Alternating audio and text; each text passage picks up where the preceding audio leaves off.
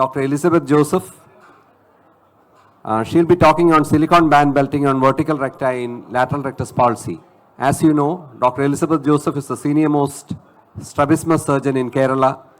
She is the head of the Department of Ophthalmology at Little Flower Hospital, Angamali. Over to you, Elizabeth, ma'am.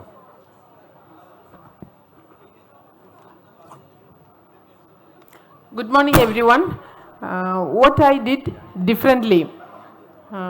I thank Dr. Thomas Cherian for including me in this symposium.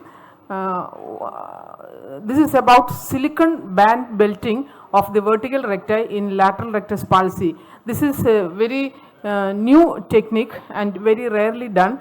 And this is a patient who presented with right lateral rectus palsy. You can see that there is a large esotropia of the right eye due to medial rectus contracture and complete absence of abduction. You can see in the one picture the patient is trying to look towards the right side, but the right eye is not moving at all. Right eye is fully convergent. There is no lateral rectus movement. There is medial rectus contracture.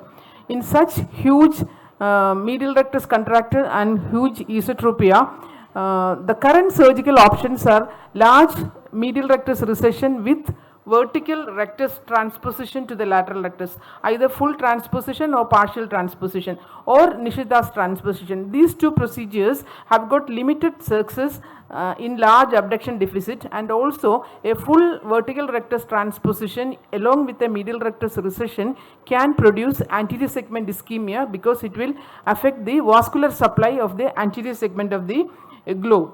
So I thought differently, and I heard about this technique of new technique of medial rectus recession with silicone band belting of superior rectus and inferior rectus.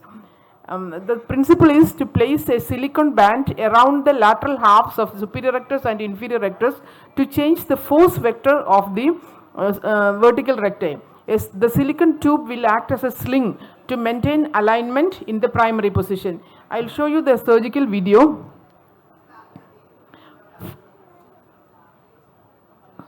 First, we have to do the force duction test, make sure that the eye is not abducting, and this you can see the medial rectus is recessed.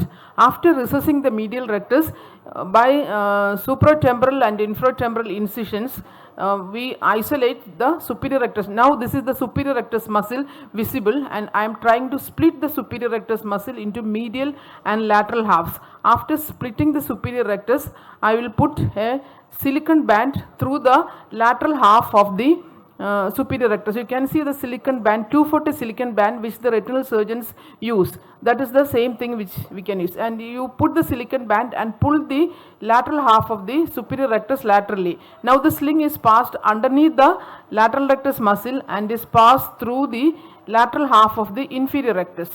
So both the inferior rectus and the superior rectus lateral halves are pulled laterally to make the eye in the primary. By pulling on the silicone band, you can pull the eye laterally, and once the eye is in the lateral position, is in the primary position, you can suture the silicone band with a non-absorbable suture, and this suture can be buried, and this node can be placed underneath the lateral rectus, so it is not cosmetically a problem. And after suturing the silicone band, you can test the tension on the band and see that there is no extra pressure on the globe. It should not affect the vascular supply of the globe. So there should not be any pressure on the globe, but the eye should come towards the primary position. After the silicone band is in position, you can close the conjunctiva. That is the procedure. So this will produce an abduction force to the vertical muscle. And you can see the preoperative picture on the right hand side. There is a huge esotropia with abduction defect, and the postoperative picture taken 2 weeks later, you can see that the eye is in the primary position, and you can see that the abduction has improved. So this patient, she got relieved of her diplopia and the cosmetic problem. Primary position diplopia is gone, and I found that this is a very good surgical procedure. So silicone band belting is a good procedure in LR palsy with MR contracture and -5 abduction deficit. Thank you. Thank you, madam. Do you have a long-term follow-up for these patients? Yeah, this was done last year. More than 1 year follow-up is there. One complication you can expect is extrusion of the branch, but that has never happened, and there is no pain or irritation. Cosmetically, it's good. Because bands are expected to stay for a lifetime when we do it for a retinal surgery.